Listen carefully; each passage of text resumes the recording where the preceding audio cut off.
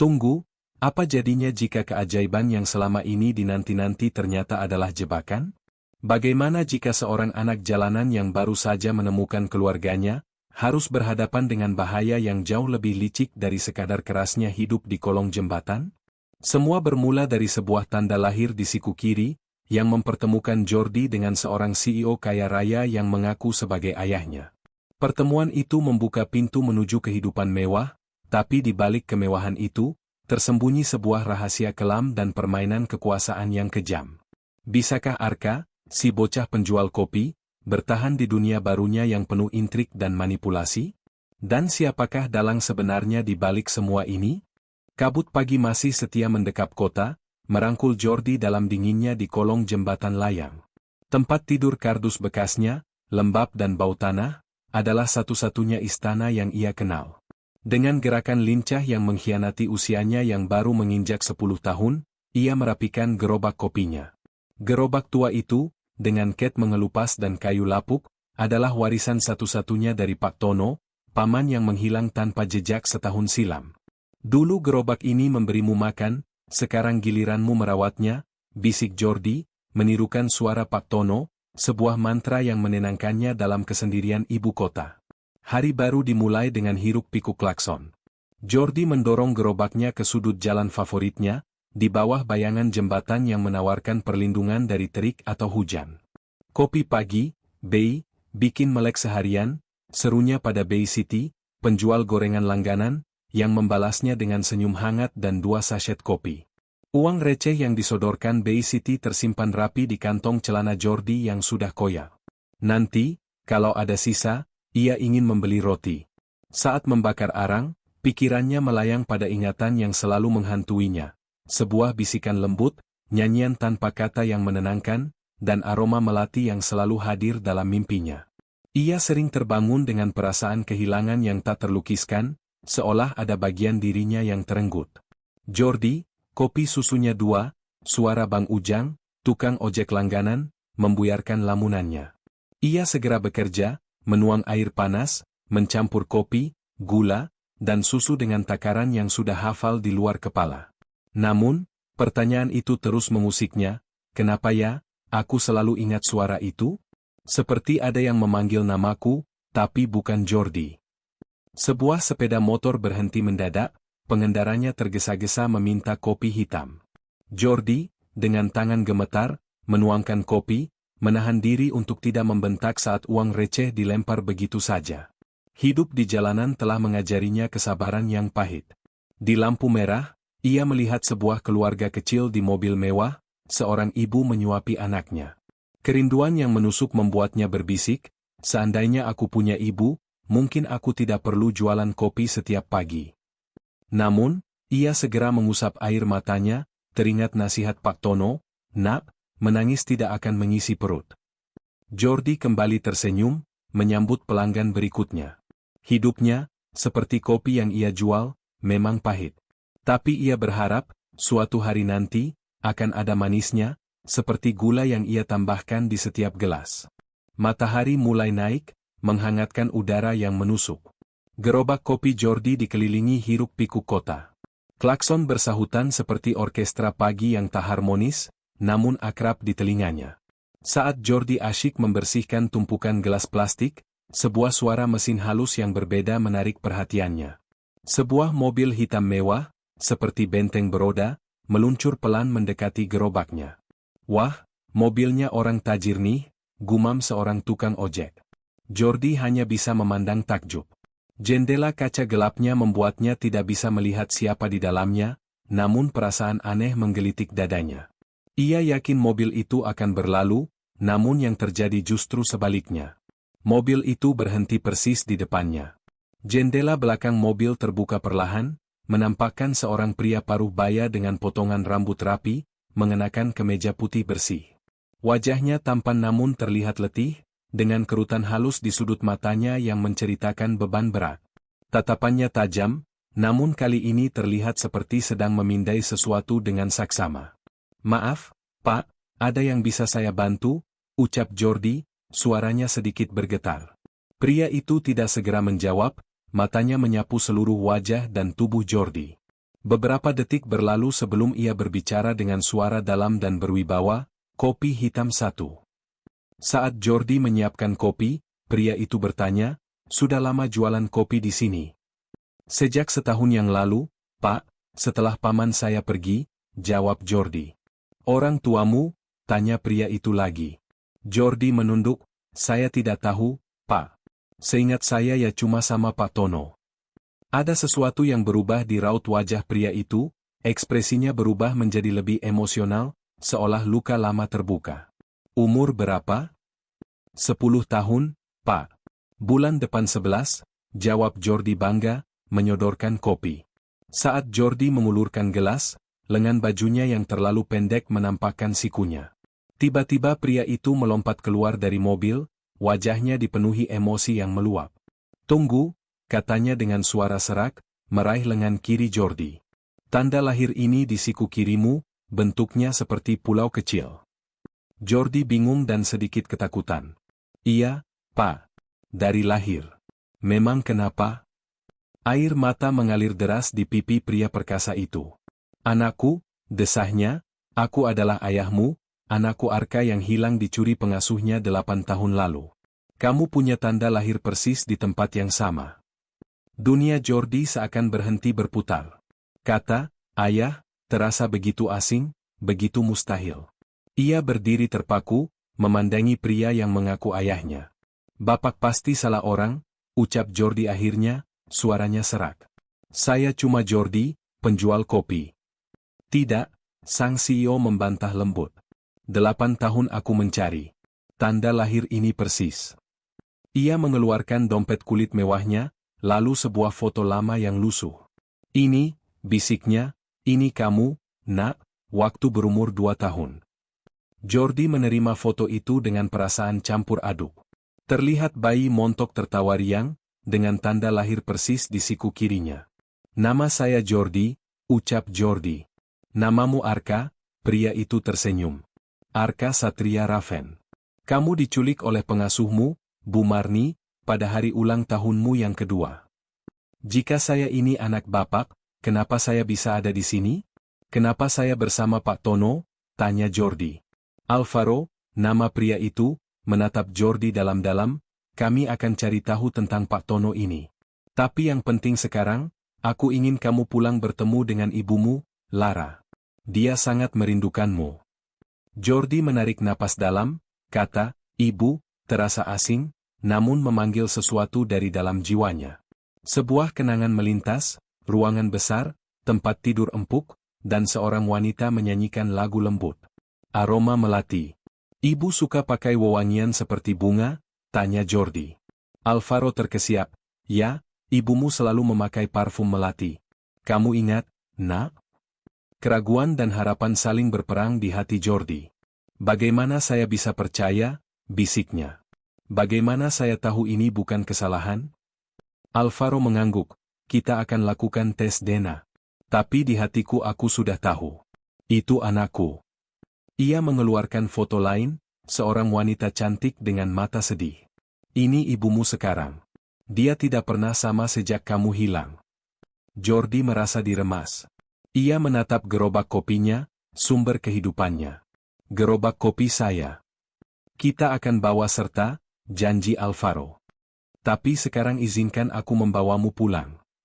Dengan hati berdebar, Jordi mengangguk, "Baik, Bapak." Senyum yang merekah di wajah Alvaro adalah senyum paling bahagia yang pernah Jordi lihat. Mungkin ini adalah awal dari kehidupan baru. Malam pertama Jordi, atau Arka, di rumah megah itu terasa menyesakkan. Kamar yang lebih besar dari seluruh kolong jembatan, tempat tidur sutra yang empuk, justru membuatnya sulit tidur. Mata Lara, yang dipenuhi keraguan sebelum pelukan tulus itu, masih membayanginya. Pagi berikutnya, sinar matahari menyelinap melalui tirai, membangunkan Arka. Seorang pelayan membawa setelan baru, Ibu Lara meminta Tuan memakai ini untuk sarapan. Kain lembut yang asing di kulit Arka. Ruang makan, dengan meja panjang dan peralatan makan berkilauan, membuatnya bingung. "Selamat pagi, Nak," sapa Alvaro hangat. "Tidurmu nyenyak?" Arka mengangguk, meski nyaris tidak tidur. Ibu Lara masih di kamar. Dia butuh waktu untuk menyesuaikan diri, jawab Alvaro. Duduklah. Kita harus bicara tentang sekolah. Ayah sudah menghubungi sekolah internasional terbaik. Arka cemas, tapi saya tidak pernah sekolah yang benar, Pak. Alvaro tersenyum. Jangan khawatir, kami akan menyewa guru privat. Tiba-tiba Lara muncul, wajahnya lebih segar. Selamat pagi, ucapnya datar, duduk di seberang Arka, mengawasinya saat ia mencoba memotong waffle. Lara, lihatlah Arka dalam pakaian baru itu, kata Alvaro bersemangat. Ya, memang mirip, kata Lara. Arka, apa kamu masih ingat lagu yang kamu nyanyikan kemarin? Arka mengangguk. Lara mulai bersenandung. Dan kali ini, Arka bisa mendengar liriknya. Sebuah bayangan wanita dengan rambut panjang menyanyikan lagu yang sama sambil mengelus punggungnya melintas. Ibu, dulu selalu memakai kalung mutiara, ucapnya tiba-tiba. Lara terkesiap, ya, itu hadiah dari ayahmu. Kamu ingat? Tidak terlalu, jawab Arka jujur. Sepanjang sarapan, Lara mengamati setiap gerak-gerik Arka. Saat Arka tanpa sadar menggoyang-goyangkan kakinya, Lara tersenyum kecil. Arka kecil dulu juga selalu melakukan itu. Namun, saat Arka menumpahkan jus jeruk dan panik mencoba membersihkannya, wajah Lara kembali muram. Tidak perlu terburu-buru, katanya. Setelah sarapan, Alvaro pergi ke kantor, meninggalkan Arka dan Lara sendirian. Keheningan canggung tergantung di antara mereka. Apakah ibu marah karena saya menumpahkan jus? Tanya Arka. Tidak, Nak. Ibu hanya butuh waktu. 8 tahun adalah waktu yang sangat lama. Apakah ibu masih berpikir saya bukan Arka? Tanya Arka, berani menatap mata Lara. Lara menghela napas, tes DNA akan membuktikan segalanya. Tapi hati ibu berkata lain. Kalau ternyata saya bukan Arka, apakah ibu dan bapak akan mengusir saya? Suara Arka kecil. Lara tiba-tiba menarik Arka ke dalam pelukan. Tidak, Nak. Siapapun kamu sudah membawa harapan kembali ke rumah ini. Pelukan kali ini terasa lebih tulus, dan Arka mulai merasa bahwa mungkin ia benar-benar telah menemukan rumahnya. Namun, ketenangan itu tak bertahan lama. 3 hari setelah kedatangan Arka, Catherine, adik Alvaro, tiba-tiba muncul. Alvaro, Lara, sapanya sebelum matanya tertuju pada Arka. Dan siapa ini? Catherine, ini Arka, anak kami, jawab Alvaro. Wajah Catherine memucat, lalu merah padam. Apa? Arka? Alvaro, kamu tidak serius. Lihatlah dirinya, Catherine, kata Lara, melindungi bahu Arka, dan lihat tanda lahirnya. Catherine mendekat, matanya menyelidiki Arka seperti barang palsu. Banyak anak memiliki tanda lahir. Ini tidak membuktikan apapun. Ia berbalik pada Alvaro, kamu harus berpikir jernih, Alvaro. Berapa banyak penipu yang sudah mencoba mengklaim sebagai Arka? Dia ingat lagu yang selalu kunyanyikan untuknya, bela Lara. Dia ingat kalung mutiaraku. Memori bisa diatur, Lara, bantah Catherine dingin. Siapapun bisa memberitahunya hal-hal seperti itu. Arka merasa tidak nyaman, seperti barang yang diperdebatkan. Apa yang kamu sarankan, Catherine? Tanya Alvaro frustrasi. Tes DNA, jawab Catherine tanpa ragu. Itu satu-satunya cara untuk memastikan. Keesokan harinya, seorang dokter datang.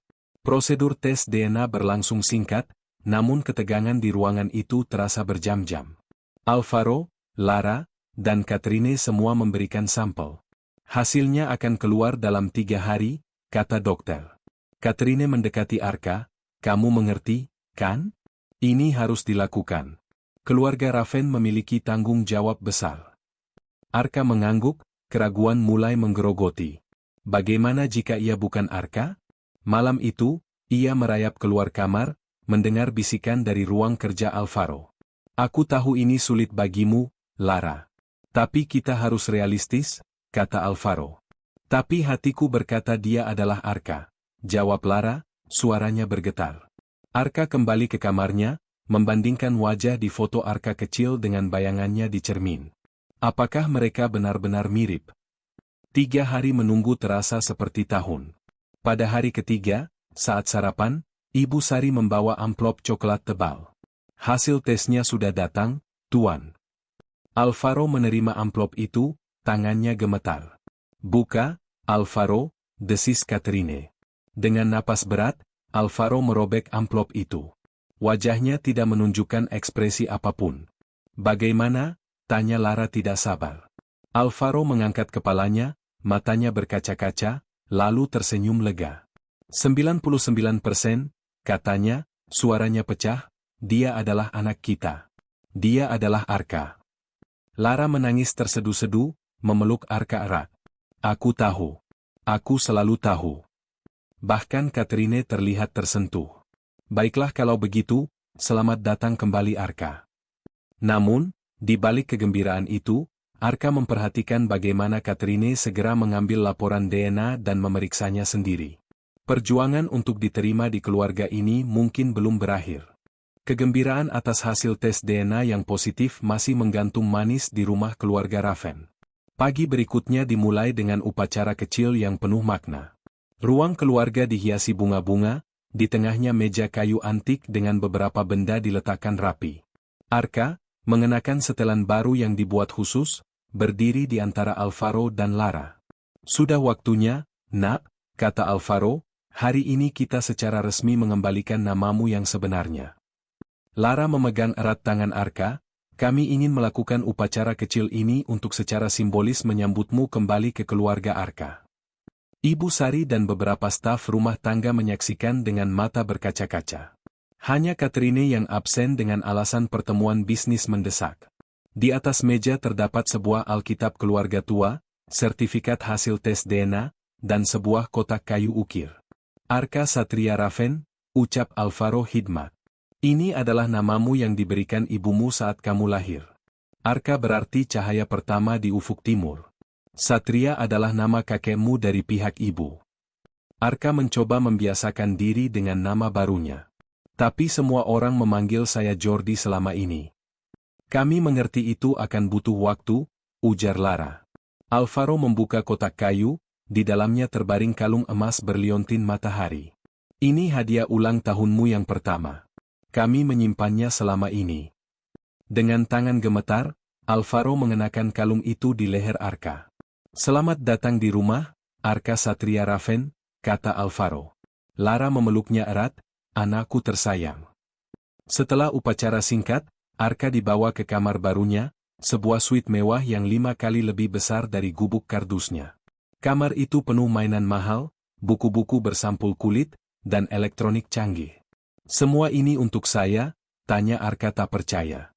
Tentu saja, sayang, jawab Lara. Namun, kemewahan ini justru membuat Arka tidak nyaman. Bisakah saya menyimpan beberapa baju lama saya? Tanyanya. Alvaro dan Lara bertukar pandang. Tentu saja, Nak, kata Alvaro, tapi mungkin lebih baik disimpan sebagai kenangan. Kamu perlu menyesuaikan diri dengan kehidupan barumu. Hari itu diisi dengan aktivitas yang membuat Arka kewalahan, guru privat, ahli etiket, dan dokter. Saat makan malam, Catherine akhirnya muncul. Jadi, Arka, katanya, apa kau sudah merasa nyaman dengan kehidupan barumu? Kau harus bersyukur, anak muda. Tidak setiap anak jalanan mendapat kesempatan seperti ini. Arka mengangguk, tidak berani berkata-kata.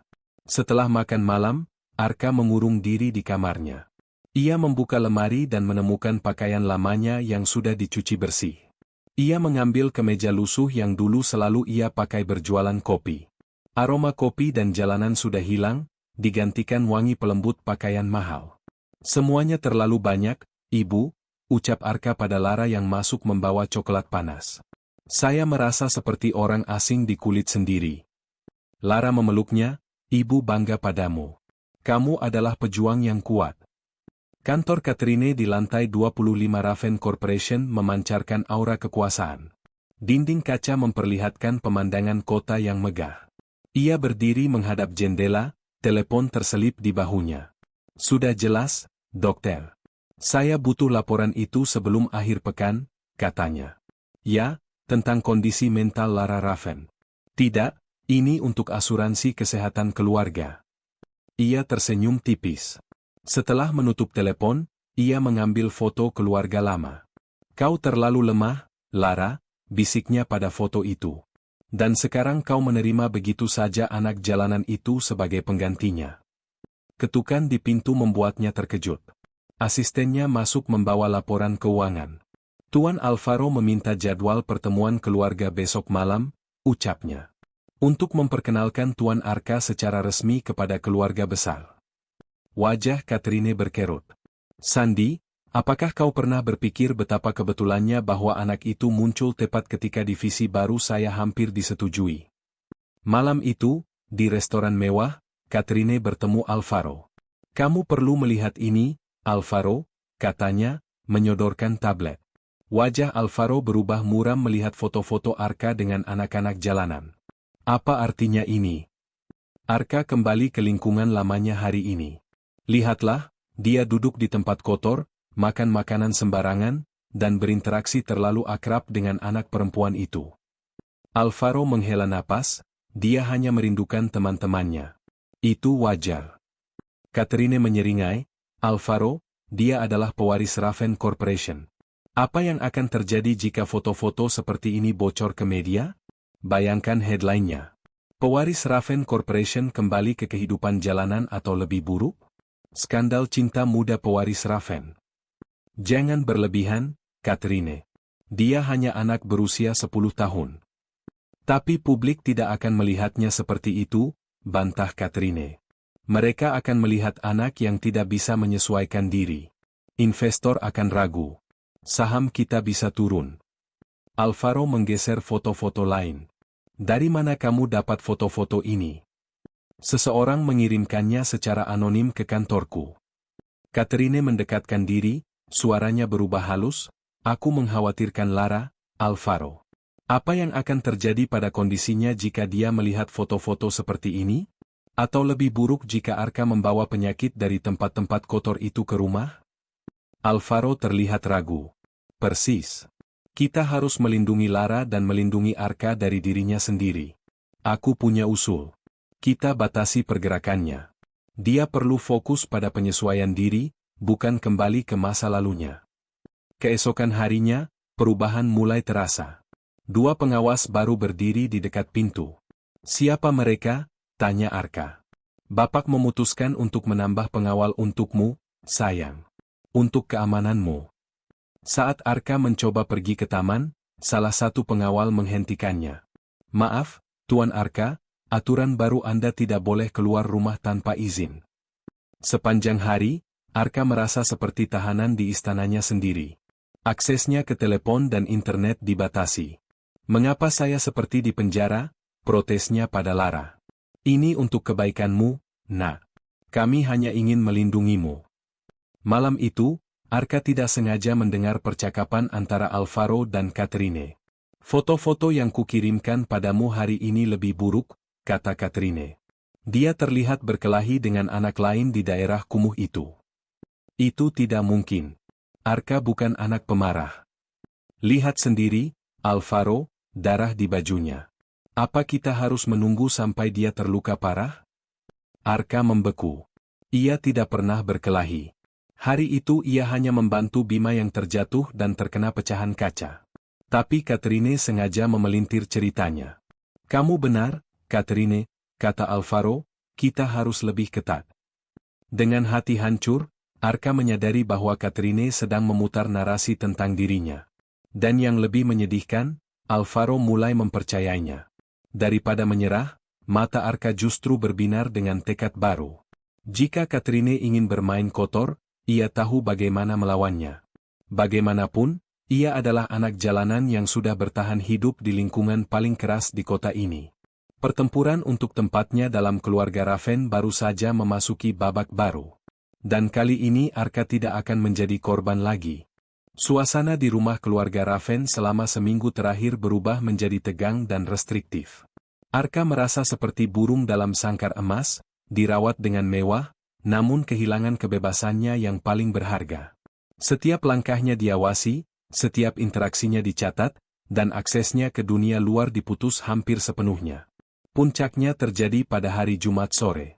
Lara, yang semakin khawatir dengan perubahan drastis dalam perlakuan terhadap Arka, memutuskan untuk mengadakan sesi terapi seni untuk mereka berdua di ruang keluarga. Ia membawa kanvas, cat, dan kuas, berharap bisa menjalin kedekatan dengan anaknya sambil memahami perasaannya. "Lihat, Nak, ibu beli cat minyak kesukaanmu," kata Lara dengan senyum lembut saat menata perlengkapan. "Kita bisa melukis pemandangan taman bersama-sama." Tapi sebelum Arka bisa menjawab, Katrine masuk dengan langkah cepat, diikuti seorang wanita paruh baya berkacamata yang membawa tas dokumen. "Lara, maaf mengganggu waktumu," kata Katrine dengan suara yang terlalu manis. "Ini Ibu Diana, terapis keluarga yang saya sewa untuk membantu Arka menyesuaikan diri." Arka merasa darahnya mendidih. "Saya tidak butuh terapis." "Semua anak butuh bantuan, Nak," kata Katrine, mengelus kepala Arka dengan posesif, "terutama setelah mengalami trauma seperti kamu." Lara terlihat bingung. "Kami tidak membicarakan ini." "Itu karena kamu terlalu sibuk merawatnya sehingga lupa melihat kenyataan, Lara," jawab Katrine dengan nada menguasai. "Ibu Diana sudah mengevaluasi kasus Arka dan memiliki beberapa rekomendasi." Ibu Diana membuka map berisi laporan. "Berdasarkan observasi dan laporan dari sekolah serta beberapa dokumentasi perilaku, saya merekomendasikan program penyesuaian intensif untuk Arka. Ini termasuk terapi perilaku, pembatasan interaksi dengan lingkungan sebelumnya, dan pengawasan ketat." Lara perlahan meletakkan kuasnya. "Dokumentasi perilaku? Apa maksudmu?" Katrine mengambil alih. "Alvaro dan saya sudah mendiskusikan ini. Sayangnya ada beberapa insiden yang perlu kita tangani." Ia mengeluarkan tablet dan menunjukkan serangkaian foto pada Lara. Arka mendekat dan melihat dengan ngeri. Foto-foto itu menunjukkan dirinya dalam situasi yang terlihat buruk, berdekatan dengan Sari, wajahnya yang marah saat berargumen dengan Rohan di sekolah, bahkan foto saat ia membantu Bima yang terluka dengan darah di bajunya. "Lihatlah, Lara," desis Katrine, "dia masih terikat dengan kehidupan lamanya dan lebih buruk. Dia menunjukkan agresi di sekolah." "Itu tidak benar," bantah Arka dengan suara bergetar. "Saya hanya membantu teman yang terluka dan Sari seperti adik bagi saya." Tapi Lara sudah terpaku pada foto Arka dengan Sari. Wajahnya pucat, tangannya gemetar. "Arka, siapa gadis kecil ini?" "Dia hanya teman, Ibu, sama seperti Bima dan yang lain." Tapi keraguan sudah tertanam di mata Lara. Katrine memanfaatkan momen ini dengan sempurna. "Kami khawatir dia membawa pengaruh buruk dari jalanan, Lara, dan dengan kondisimu yang masih rentan."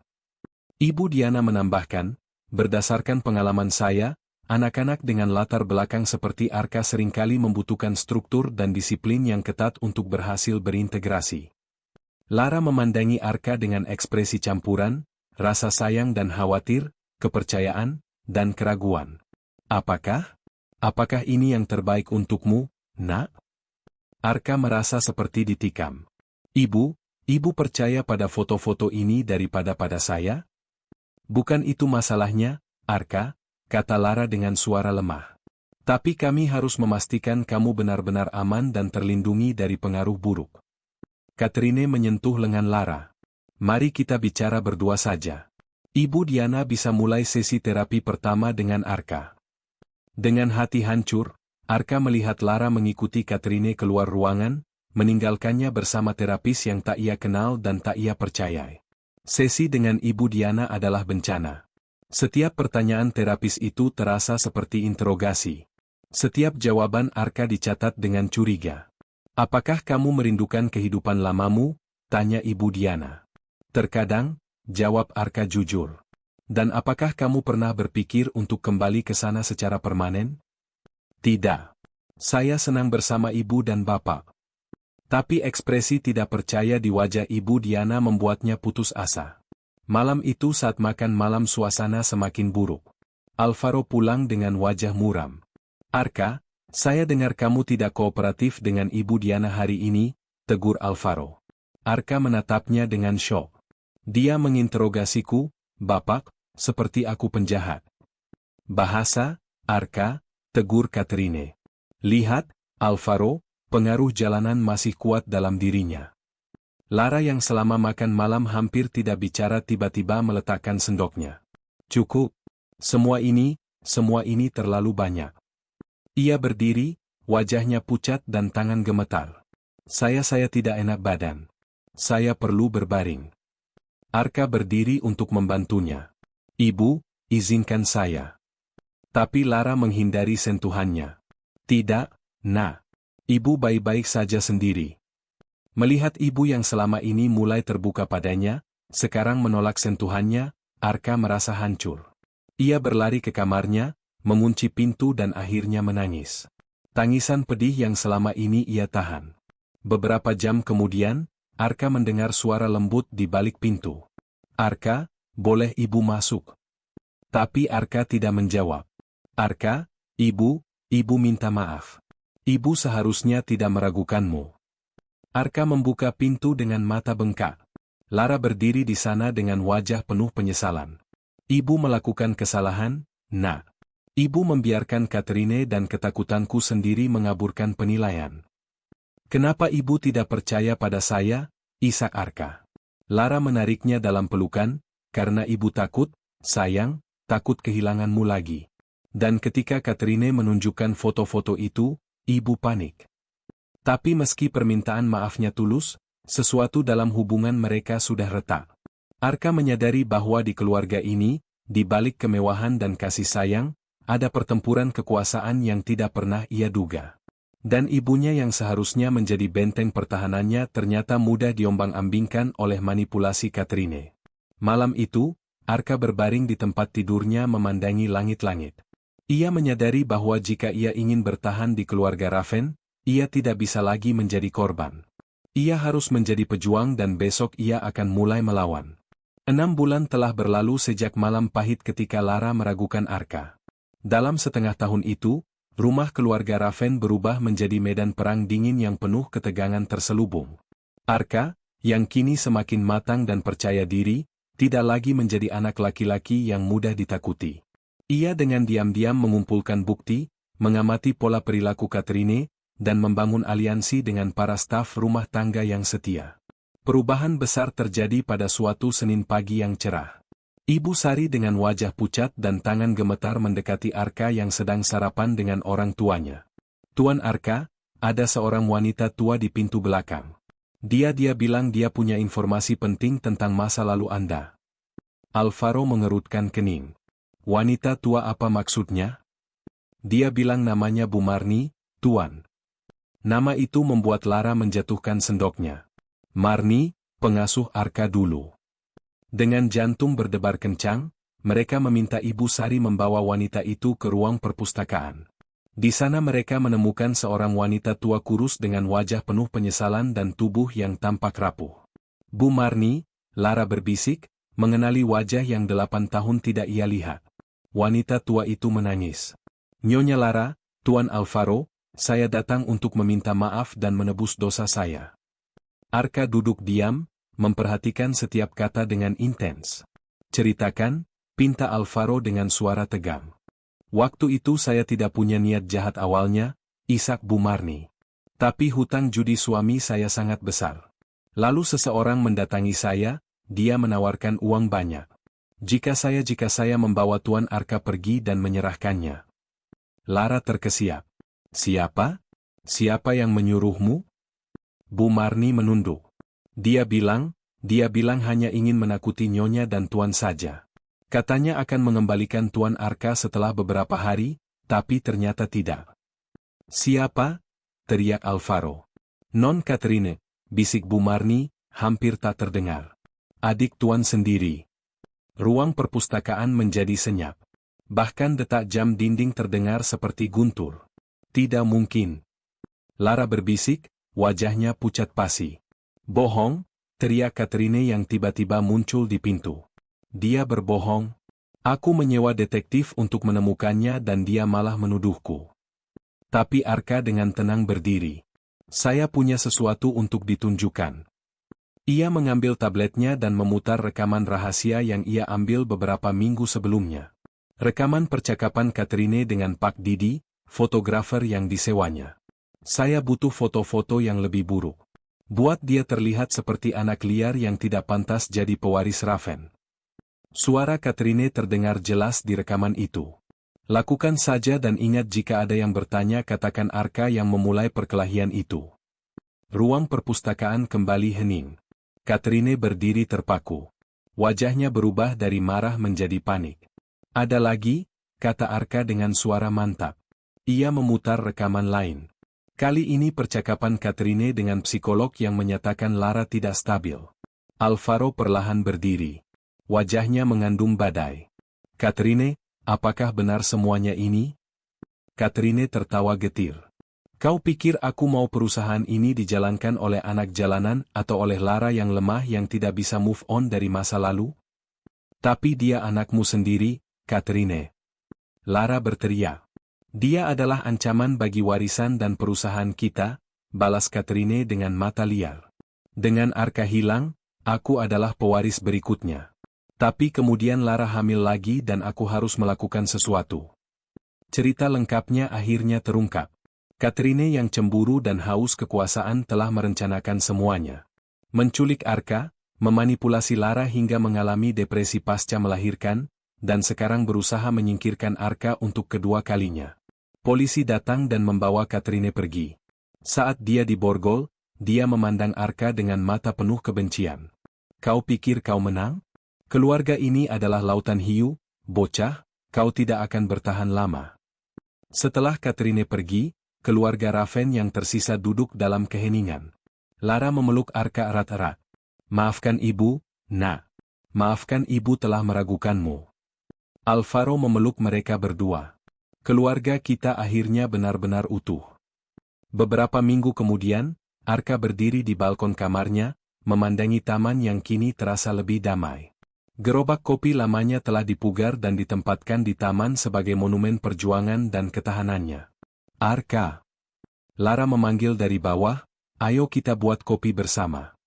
Di taman, dengan gerobak kopi yang telah menjadi simbol perjalanannya, Arka dengan mahir menyeduh kopi untuk orang tuanya. Aroma kopi yang familiar menari-nari di udara bercampur dengan wangi melati dari bunga di taman. Ini untuk ibu, ucap Arka menyodorkan gelas pada Lara. Dan untuk pertama kalinya, Lara menerima gelas itu dengan senyum penuh kebahagiaan tanpa bayangan keraguan. Terima kasih, nak. Alvaro meminum kopinya dengan mata berkaca-kaca. Kopi terenak yang pernah ayah rasakan. Saat matahari terbenam mengecat langit dengan warna jingga dan ungu, Arka menyadari sesuatu yang penting. Bukan kemewahan atau nama besar yang membuat sebuah rumah menjadi rumah, tetapi cinta, kepercayaan, dan penerimaan. Besok, kata Arka tiba-tiba, saya ingin mengundang Bima dan teman-teman yang lain untuk main ke sini. Lara tersenyum. Ide yang bagus. Rumah ini perlu lebih banyak tawa anak-anak. Dan saat malam tiba, dengan bintang-bintang mulai bermunculan di langit, Arka Satria Raven, dulu Jordi, penjual kopi, akhirnya merasa sepenuhnya di rumah. Perjalanan panjangnya dari kolong jembatan ke istana megah mungkin berliku, tetapi setiap langkah membawanya tepat ke tempat ia seharusnya berada.